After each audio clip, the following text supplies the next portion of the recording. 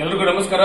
ಆತ್ಮೀಯ ನನ್ನ ಅಧಿಪನ್ಯಾಸಕ ವೃತ್ತಿ ಬಾಂಧವರೇ, ಇದೀಗ ತಾನೇ ಡಿಸಿಯಿಂದ ಹೊಸದಾಗಿ ಅಪ್ಲಿಕೇಶನ್ ಹಾಕ್ಲಿಕ್ಕೆ ಒಂದು ಅಪ್ಲಿಕೇಶನ್ ಬಿಟ್ಟಿದ್ದಾರೆ. ಅಂದ್ರೆ ಕ್ವಾಲಿಫೈಡ್ ಇದ್ರಷ್ಟೇ ಅದಕ್ಕೆ ಅಪ್ಲಿಕೇಶನ್ ಹಾಕ್ಬೇಕಂತೇಳಿ ದಯಮಾಡಿ ಯಾರು ನಾನು ಕ್ವಾಲಿಫೈಡ್ ಇದ್ದಂಥವ್ರು ಏನು ಆತಂಕವನ್ನ ಪಡಬೇಡಿ.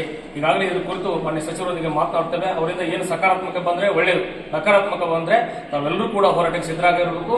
ಮತ್ತು ಕಾನೂನು ಸಚಿವರು ವಿಶೇಷ ಏನು ಕಾನೂನು ತಿದ್ದುಪಡಿ ಮಾಡಿ ನಮಗೆ ಒಂದು ಅವಕಾಶ ಕಲ್ಪಿಸುತ್ತೇನೆ ಅಂತ ಹೇಳಿದ್ದಾರೆ. ಹಾಗಾಗಿ ಮಾನ್ಯ ಕಾನೂನು ಸಚಿವರು ಜೊತೆಗೆ ಮಾತನಾಡಿ ನಮಗೆ ಸಕಾರಾತ್ಮಕ ಬಂದ್ರೆ ಒಳ್ಳೆಯದು, ನಕಾರಾತ್ಮಕ ಬಂದ್ರೆ ಮತ್ತೆ ನಾವೆಲ್ಲರೂ ಕೂಡ ಗದಗ್ನಲ್ಲಿ ಎಲ್ಲರೂ ಕೂಡ ರಾಜ್ಯದ ಅತಿಥಿ ಉಪನ್ಯಾಸಕರ ಹೋರಾಟಕ್ಕೆ ಸಿದ್ಧರಾಗಬೇಕು.